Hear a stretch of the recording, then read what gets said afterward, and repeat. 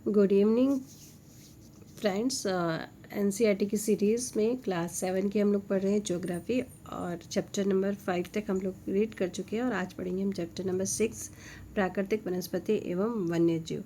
तो जो भी कॉम्पिटिटिव एग्ज़ाम आप लोग दे रहे हैं अपने कॉपी पेंसिल निकालिए, इसमें कुछ ज़्यादा है नहीं, कुछ पॉइंट्स हैं एक दो लिखने के, उसको हम लोग लिखेंगे, ठीक है। और वैसे भी आप लोग जो पढ़ रहे हो पढ़ा रहे हो एसएसटी, तो कुछ तो आपको याद ही होगा क्योंकि पढ़ाते पढ़ाते बहुत कुछ चीज़ें याद हो जाती है।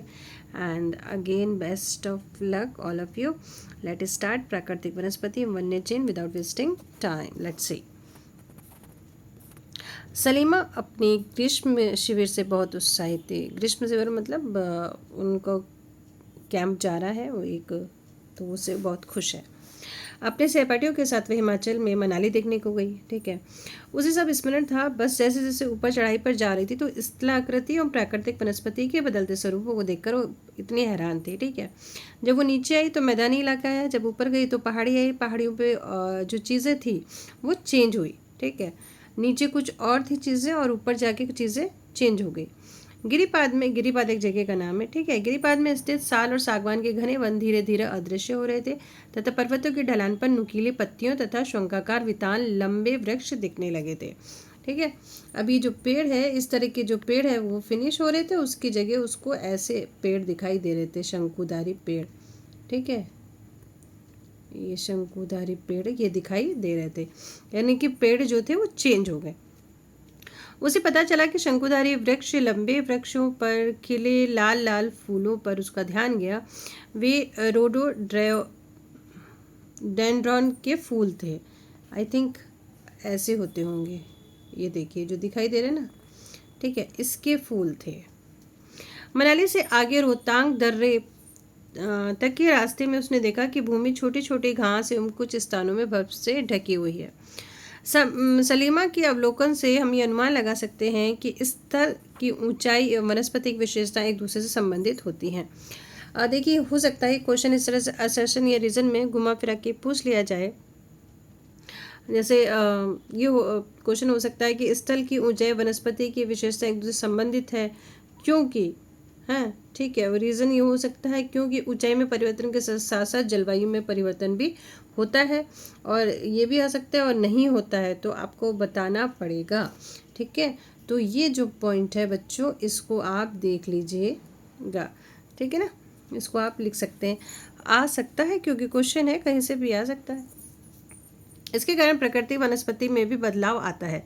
वनस्पति की वृद्धि तापमान एवं नमी पर निर्भर करती है। इसके अलावा ढाल, मिट्टी की परत, मोटाई जैसे कारकों पर भी निर्भर करती है। बेटा इसको भी आप याद रखिएगा, ठीक है। अगर जो पढ़ रहा है उसको ऑलरेडी याद है, लेकिन फिर भी एक बार माइंड में अपना सेटअप कर लीजिए इसको।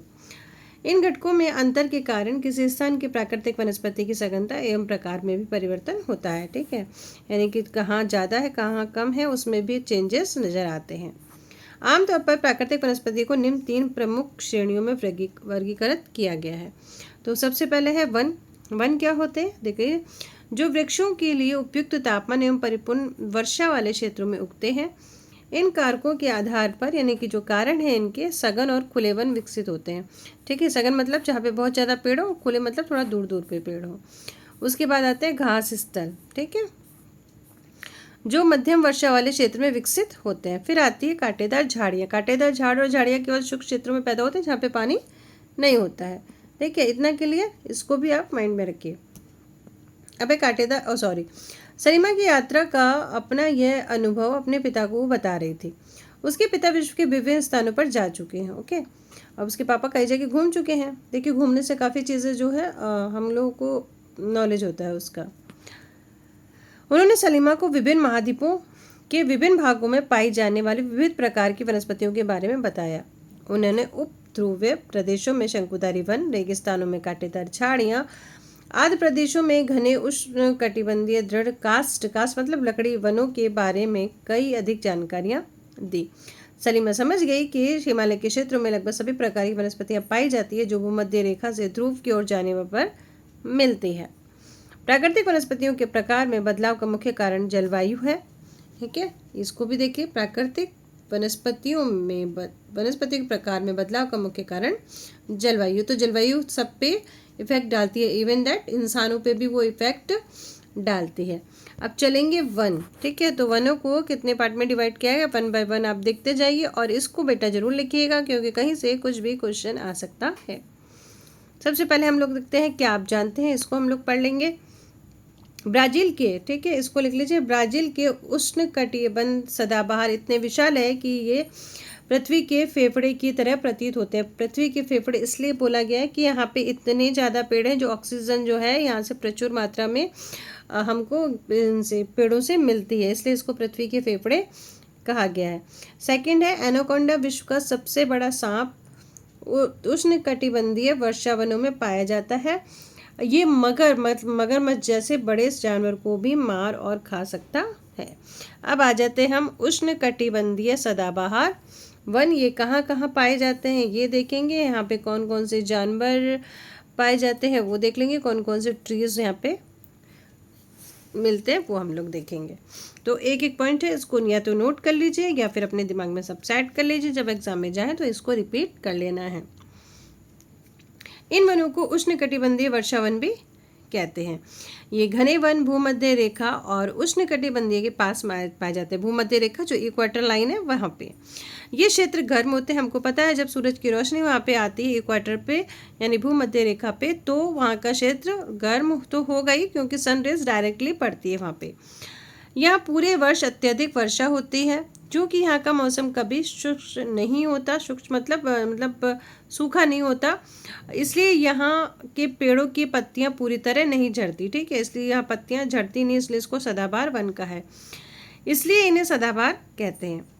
काफ़ी घने वृक्षों की मोटी वितान, वितान मतलब एक तरीके से एक चादर सी मंडप सा बन जाना। अब ये जैसे है ना पेड़, अब इसके आगे यहाँ ऐसे पेड़ आ गए, फिर ये पेड़ आ गए, फिर इधर ये ट्री आ गए, तो ये इस तरह से पेड़ देखिए कितने सारे पेड़, एक के ऊपर एक, एक के ऊपर एक, ऐसे पेड़ पेड़ ही पेड़ हैं, ठीक है। तो ये काफ़ी घने वृक्षों की मोटी वितान के कारण दिन के समय सूर्य का प्रकाश वन के अंदर नहीं पहुंच पाता, ठीक है।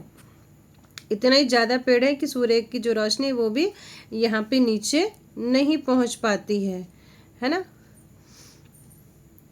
आमतौर पे अब यहाँ पे कौन कौन से ट्री होते हैं, रोजवुड, आबनूस, माहोगनी, ये यहाँ पे पाए जाते हैं उष्णकटिबंध सदाबहार वनों में।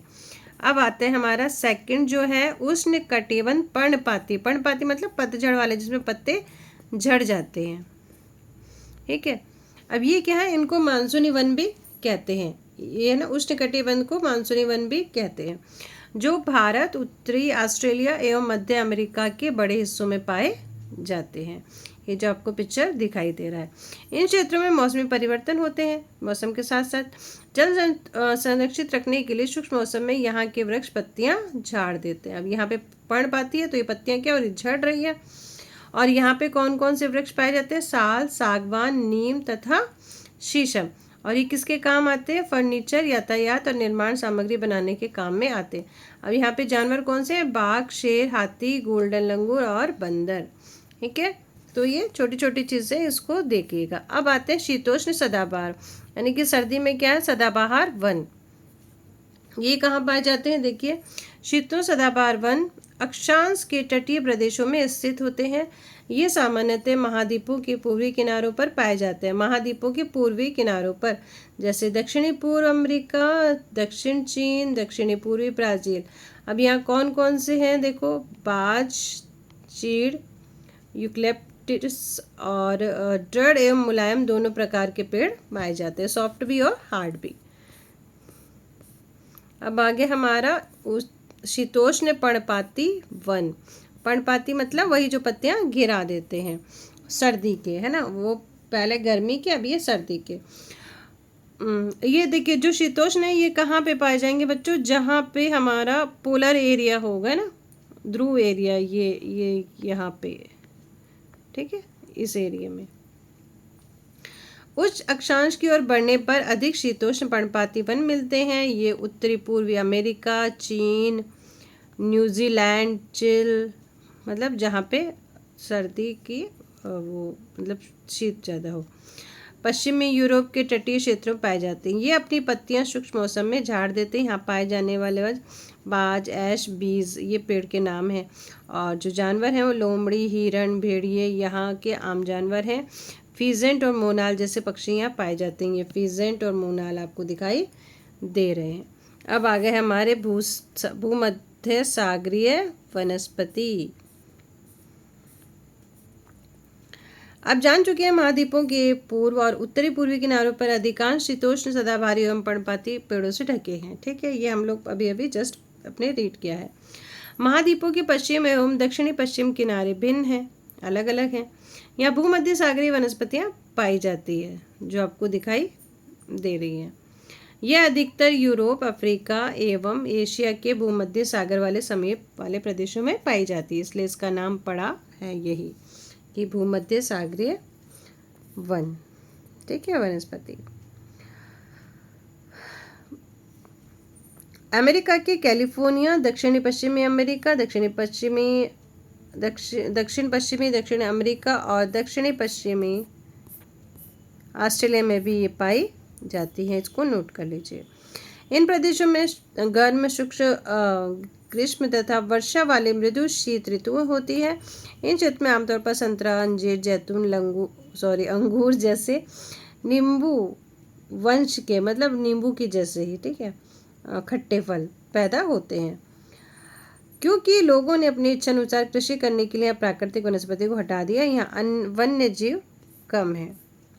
अब है शंकुधारी। शंकुधारी जैसे क्रिसमस ट्री होता है हम लोगों के, वैसे ही। अब नोट कर लीजिएगा इसे। उत्तरी गोलार्ध के उच्च अक्षांशों, ठीक है, में भव्य शंकुधारी वन पाए जाते हैं जिन्हें टैगा कहते हैं। ये वन अधिक ऊंचाइयों पर भी पाए जाते हैं। इन्हीं वृक्षों को सलीमा ने हिमालय में प्रचुर मात्रा में देखा था। इनकी जो लकड़ी होती है कैसी होती है, नरम होती है और सदाबहार वृक्ष होते हैं। इनका प्रयोग लुगदी बनाने में होता है, क्योंकि जो नरम होते हैं ना ये, उसमें होता है, और अखबार में होता है। और नरम काष्ठ का उपयोग माचिस एवं पैकिंग के बॉक्स बनाने में भी किया जाता है।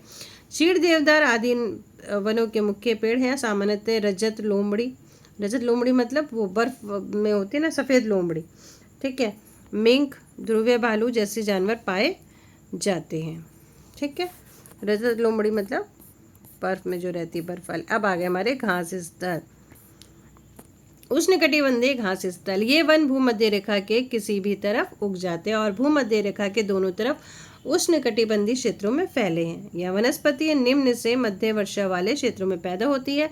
यह घास काफ़ी ऊंची 3 से 4 मीटर तक ऊंची होती है। अफ्रीका का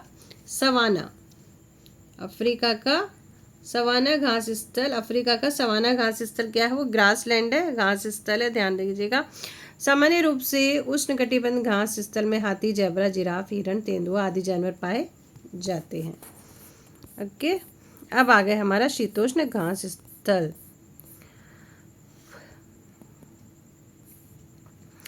ये मध्य अक्षांशीय क्षेत्रों और महाद्वीपों के भीतरी भागों में पाए जाते हैं। यहाँ की घास आमतौर पर छोटी एवं पौष्टिक होती है। ठीक है, पौष्टिक होती है। शीतोष्ण प्रदेशों में सामान्यतः जंगली भैंस, बाइसन, एंटीलोप पाए जाते हैं। कहाँ पे, शीतोष्ण घास स्थल पे, ध्यान दीजिएगा। अब एक कंटीली झाड़ियाँ, कांटेदार झाड़ियाँ शुष्क रेगिस्तान जैसे प्रदेशों में पाई जाती हैं। ये उष्णकटिबंधीय रेगिस्तान महाद्वीपों के पश्चिमी किनारों पर पाए जाते हैं। तीव्र गर्मी एवं बहुत कम वर्षा के कारण यह वनस्पतियों में कमी रहती है। विश्व के मानचित्र पर रेगिस्तान प्रदेश को चिन्हित करें। ये आप लोग देखेंगे, रेगिस्तानी प्रदेश को चिन्हित करना है। क्या आप भारत के बड़े रेगिस्तान का नाम बता सकते हैं? यस, बिल्कुल बता सकते हैं। थार मरुस्थल आप बता सकते हैं। रेगिस्तान के कुछ जानवरों के नाम बताइए जिन्हें आप पहले से जानते हैं। यस, कैमल हो गया, स्नैक भी हो गए, और रैट भी वहाँ पे पाए जाते हैं। यदि आप दूर प्रदेश में जाएंगे तो वह स्थान आपको अत्यधिक ठंडा मिलेगा, बिल्कुल मिलेगा, क्योंकि वहाँ पे ठंडा है मौसम। सूर्य की किरणें बराबर नहीं आती हैं, क्या पहुँच ही नहीं पाती हैं। यहाँ बहुत ही सीमित वनस्पतियाँ मिलेगी। यस, क्योंकि ज़्यादा बर्फ़ में कोई वनस्पति आप ग्रो नहीं कर सकते, उग भी नहीं सकती। यहाँ केवल काई, लाइकेन एवं छोटी झाड़ियाँ पाई जाती है। कहाँ पे बेटा, कहाँ पाई जाती है बताओ? जहाँ पे ठंडे प्रदेश होते हैं, जिसे टूंड्रा प्रकार की वनस्पति कहा जाता है, काई एंड लाइकेन। और छोटी झाड़ियाँ। ये वनस्पतियाँ यूरोप, एशिया एवं उत्तरी अमेरिका के ध्रुवीय प्रदेशों में पाई जाती है। यहाँ के जानवरों के शरीर पर मोटा फर है, मोटी चमड़ी होती है जो उन्हें क्या करती है, ठंड से बचाती है। वो स्वेटर नहीं पहन सकते तो वही स्वेटर है। इसमें सील, वॉलरस, कस्तूरी बैल, ध्रुवीय उल्लू, ध्रुवीय भालू और बर्फीली लोमड़ी पाए जाते हैं। और बेटा ये क्या आप जानते हैं, इसको आप एज इट नोट कर लीजिए। ये आपके ग्रासलैंड है सारे की, कौन से ग्रासलैंड कहाँ पे हैं, ये एग्ज़ाम में मैच इट के लिए आ सकता है, इसको आप नोट कर लेंगे। ठीक है। उष्णकटिबंध ग्रास स्थल, पूर्वी अफ्रीका सवाना, ब्राज़ील का कंपोस, वेनेजुएला का लानोस। फिर ये तो हो गए उष्ण, क्या हो गए हैं, ये हो गए हैं उष्ण। अब शीतोष्ण में क्या है, अर्जेंटीना का पैम्पास, उत्तरी अमेरिका का पेरिया, दक्षिणी अफ्रीका का वेल्ड, मध्य एशिया का स्टेपे और ऑस्ट्रेलिया का डॉन। ये अलग अलग है बेटा, अलग अलग देखना। ठीक है, अगर मैच करने को आता है तो कर ही लोगे। और अगर शीतोष्ण पूछा जा सकता है, इसमें से शीतोष्ण कटिबंधीय वाला ग्रास स्थल कौन सा या घास स्थल कौन सा नहीं है, तो अब मान लो जैसे आ गया पैम्पास, पेरी, वेल्ड और लानोस, तो कौन सा नहीं होगा, फिर लानोस नहीं होगा। इस तरह से भी क्वेश्चन आ सकता है। ठीक है, तो ये था आपका चैप्टर नंबर 6 जिसको आपने कंप्लीट कर लिया है। ठीक है, और अब चैप्टर नंबर 7 पे आएंगे हम। देखते हैं चैप्टर नंबर 7 क्या है। छोटे छोटे नोट्स हैं, जल्दी जल्दी पढ़ लीजिए, इतना हार्ड पेपर नहीं है। And good bye, take care, good night, फिर मिलेंगे।